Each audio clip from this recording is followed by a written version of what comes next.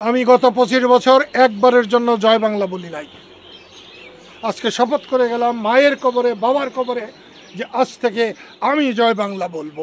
জয় বাংলা হবে আমাদের সবার। বাংলাদেশে স্বাধীনতাকামী মানুষের বাংলাদেশের মানুষের হবে জয় বাংলা।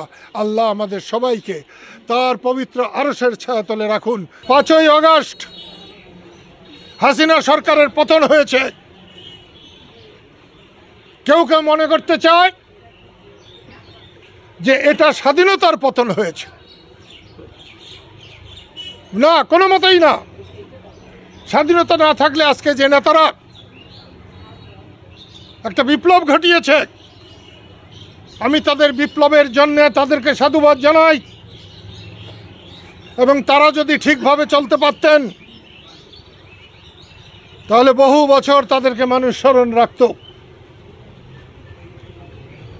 কিন্তু তারা স্বাধীনতাকে প্রশ্নবিদ্ধ করে ফেলেছে। তারা বঙ্গবন্ধুকে মানে না, তারা জিয়াউর রহমানকে মানে না, তারা আমাদের কাউকেই মানে না। এটা ভালো কথা নয়। তোমরা আসছো আমার মায়ের মৃত্যুবার্ষিকীতে, এজন্য আমার বুক ভরে গেছে। 71-এ বড় ভাই আমার পাশে ছিলেন, জয়ী হয়েছিলাম। 75-এ পাশে ছিলেন, জয়ী হয়েছিলাম। আজকে আবার আমার বড় ভাই পাশে আছে। দুনিয়ার অর্ধেক আমার বিরুদ্ধে চলে গেল, আমার কিছু হবে না। আমি সেই জন্য তোমাদের অনুরোধ করব, প্রতিহিংসার জন্য নয়, প্রতিশোধের জন্য নয়। আমি রাজনীতি করি মানুষের পাহারা দেওয়ার জন্যে, দুঃখী মানুষের পাশে দাঁড়াবার জন্যে। আজ থেকে আবার বলছি যে আমাদের সক্রিয় রাজনীতি করা দরকার। মায়ের কবর থেকে, বাবার কবর থেকে অনুমতি নিয়ে মানুষের সেবা করায় আমরা প্রত্যেকেই ঝাঁপিয়ে পড়ব। আমি রাজনীতির সময় রাজনীতি করি, ধর্মের সময় ধর্ম করি, নামাজের সময় আমি নামাজ পড়ি। আমি একটাকে আরেকটার সঙ্গে কখনো জড়াই না। সেই জন্য আজকে আমি রাজনীতি কোনো কিছু বলতে চাই না।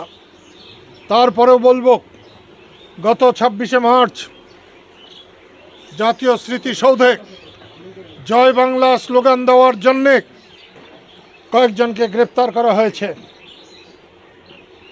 আমি এর নিন্দা জানাই। স্বাধীন বাংলাদেশে জয় বাংলা ছিল মুক্তিযুদ্ধের স্লোগান। এটা কারো দলের নয়, কারো ব্যক্তির নয়, কোনো গোষ্ঠীর নয়। এটা মুক্তিযুদ্ধের স্লোগান, স্বাধীনতার স্লোগান। যতদিন বাংলাদেশ থাকবে ততদিন জয় বাংলা থাকবে। আমি গত 25 বছর একবারের জন্য জয় বাংলা বলি নাই। আজকে শপথ করে গেলাম মায়ের কবরে বাবার কবরে যে আজ থেকে আমি জয় বাংলা বলবো। জয় বাংলা হবে আমাদের সবার। বাংলাদেশে স্বাধীনতাকামী মানুষের বাংলাদেশের মানুষের হবে জয় বাংলা। আল্লাহ আমাদের সবাইকে তার পবিত্র আরশের ছায়াতলে রাখুন। ধন্যবাদ। জয় বাংলা।